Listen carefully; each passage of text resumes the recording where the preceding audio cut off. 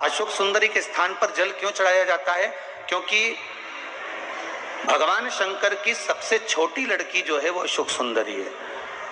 और ये जो छोटी लड़की है अशोक सुंदरी, ये नारी को अखंड सौभाग्यता का वर प्रदान करती है। कौन सी नारी को? किस नारी को अखंड सौभाग्यता देती है?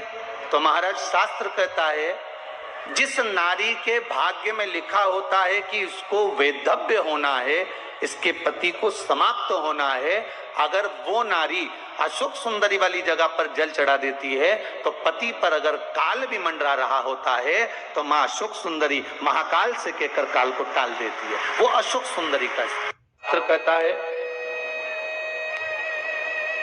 सौभाग्यवती नारी जितना भजन पूजन करती है, सौभाग्यवती नारी जितना भगवत नाम स्मरण करती है, भगवत पूजन करती है, व्रत करती है, साधना करती है, तप करती है, पूजन करती है, पाठ करती है, आराधना करती है, अर्चना करती है, उस सौभाग्यवती नारी का किया हुआ दान, पुण्य, धर्म, भजन, कीर्तन, स्मरण, सेवा, चाकरी उसके पति के भी काम आती है और उसके पुत्र और पुत्री के भी काम आती है। एक सौभाग्यवती नारी के द्वारा किया, आवाज पकड़ रहा है,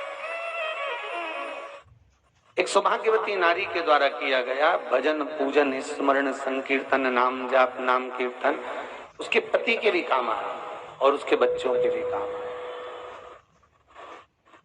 देखिए कितना सुंदर शिव महापुराण में चरित्र आया है वृंदा देवी का, कि वृंदा जितना नाम जाप करती है, वृंदा जितना नाम भजन करती है, वृंदा जितना नाम स्मरण करती है, उसके पति को उसका लाभ है।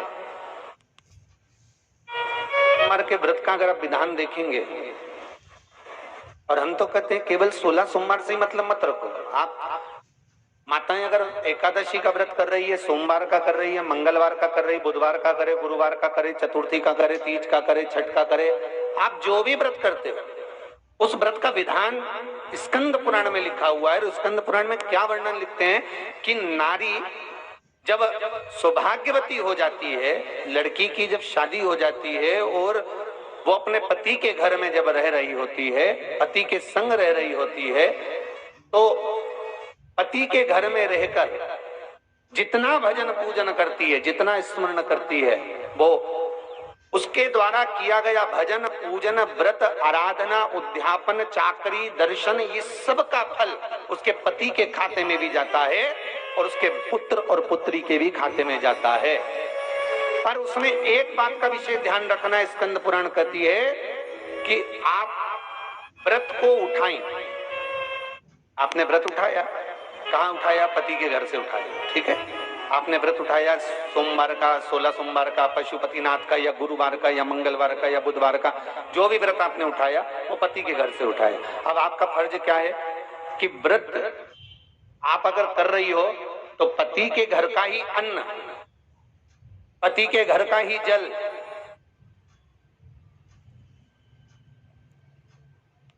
पति के घर का ही सुख आनंद महाराज हमको प्राप्त हो। अगर व्रत करने के दिन मालूम पड़े आपके कोई तीज का व्रत, छठ का व्रत, चतुर्थी का कोई विशेष खास जो व्रत होता है, सोमला सोमवार का व्रत, पशुपति व्रत, और आप अपने मायके चली गई और मायके का अन्न जल आपने ग्रहण किया, मायके का प्रसाद ले जाकर, मायके की थाली ले जाकर, मायके का पूजन का सामान ले जाकर आपने भगवान की आराधना करी, तो स्कंद पुराण कहती है वो स्वीकृत नहीं होता, क्योंकि विवाह होने के बाद गोत्र बदल जाता है। उस गोत्र का अन्न चाहिए, उस गोत्र का भाग चाहिए। ऐसा लगने लगे कि हाँ बहुत कष्ट है, कर्जा भी बढ़ गया, तकलीफें भी बढ़ गई, बहुत दुख भी बढ़ रहा है, कहीं परिवार सही नहीं चल रहा है, तो प्रयास करते रहा करो। हफ्ते में एक बार एक चावल का दाना जल के पात्र में डाल लिया, एक काली मिर्च जल के पात्र में डाल ली, और उस जल को ले गए, थोड़ा सा चंदन का छींटा डाल दिया, ले जाकर शिव जी को समर्पित कर दिया। शंकर को जल चढ़ाने के लिए 5 स्थान हैं, जहां शिव को जल चढ़ाया जाता है और शंकर उस जल को स्वीकार करते हैं, जिसको पंचगंगा कहा गया। 5 स्थान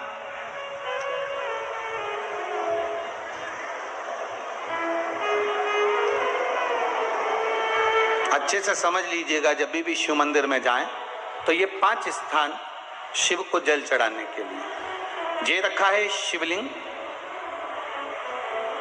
गोल जलाधारी, ये चरण जहां से पानी नीचे की ओर जाता है। शंकर भगवान के 13 बच्चे हैं, 13 की 13 बच्चे, शिव जी का संपूर्ण परिवार, 33 कोटि देवता, 64 योगनियां, सब शिवलिंग के आसपास में। आप शंकर जी के मंदिर में जाकर ये कभी ना विचार करना कि पार्वती जी को ढूंढना पड़ेगा या गणेश जी को ढूंढना पड़ेगा या कार्तिकेय जी को ढूंढना पड़ेगा या भैरव को ढूंढना पड़ेगा। हमें शंकर के मंदिर में जाकर किसी देवता को ढूंढने की जरूरत नहीं है। जहां शंकर भगवान का शिवलिंग रखा हुआ है वो माता जी का हस्तकमल है, माता पार्वती जी का स्थान है। जहां शिवलिंग रखा है वो शंकर भगवान है। जहां जलाधारी है उस जलाधारी के पास में जहां पानी बहता है बीच में अशोक सुंदरी का स्थान है। जहां से पानी बह रहा है उसका राइट भाग, वहां गणेश जी का स्थान है, लेफ्ट भाग कार्तिकेय जी का स्थान है। शंकर भगवान के ऊपर जो जल गिर रहा है वो शंकर भगवान की 5 लड़कियां, जया, विषहरा, शामली बारी, दौतली, देव, ये शंकर जी की 5 बेटियां ऊपर हैं। जहां से पानी बहकर उस निकासी से, जहां नाली बनी रहती है, पानी जहां से निकलकर बाहर मंदिर के जा रहा है वो 33 कोटि देवताओं का स्थान है। इसलिए सारे मंदिरों की परिक्रमा हो सकती है पर शंकर जी के मंदिर की परिक्रमा नहीं करते, क्योंकि वो जल जो जा रहा है वो 33 कोटि देवताओं का स्थान है, उसको हम लांघ नहीं सकते। वो स्थान जल चढ़ाते समय आप इसका स्मरण रखें। पानी का जब पात्र लेकर जाते हैं मंदिर के अंदर, सबसे पहले शिव जी का जो जलाधारी है उसमें राइट भाग पर अपनी मनोकामना कर कर जल चढ़ाएं, फिर लेफ्ट भाग में चढ़ाएं रोग मुक्ति के लिए। अशोक सुंदरी की जगह पर चढ़ाएं, ये तीसरा स्थान। चौथा स्थान माता पार्वती जी का जो कटी भाग है जहां पर शिवलिंग रखा हुआ है उस भाग पर जल चढ़ाएं, चौथा भाग। 5वां भाग शंकर जी के ऊपर चढ़ाएं। ये 5 जगह पर जल क्रमवाइज चढ़ाएं। आप लोग जाते हो डायरेक्ट जाकर शंकर जी पे जल उंडेल करा जाते हो, सीधे गए और शिव जी पे जाकर आपने जल चढ़ा दिया। हमारे यहाँ शास्त्र कहता है जैसे अपन देवताओं की पूजन करते हैं तो पंडित जी सबसे पहले पूजन किसकी कराते हैं? जम के बोलो जरा, गणेश जी की। गणेश जी के बाद पूजन कराते कराते कराते कराते कराते कराते आगे के सारे देवता कराते कराते कराते कराते फिर मूल पूजन पर पहुंचते हैं। आप डायरेक्ट मूल पूजन पे पहुंच जाते हो।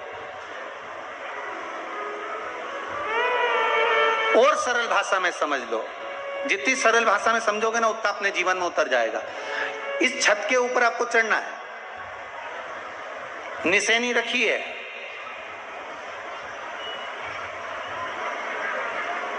पाए लगे हुए हैं, आप कैसे चढ़ोगे? एक एक पाए पर पांव रखकर चढ़ोगे कि डायरेक्ट पहला पे रखोगे आखिरी पर? जम के बोलिए जरा, एक एक पाए पर पांव रखोगे ना कि धीरे धीरे हमको चढ़ना है।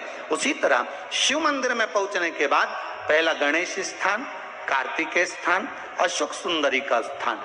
अगर आपको ये जानकारी उपयोगी लगी हो तो वीडियो को लाइक तथा कमेंट में हर हर महादेव लिखें। महादेव आपकी भी सभी मनोकामनाएं जरूर पूर्ण करेंगे।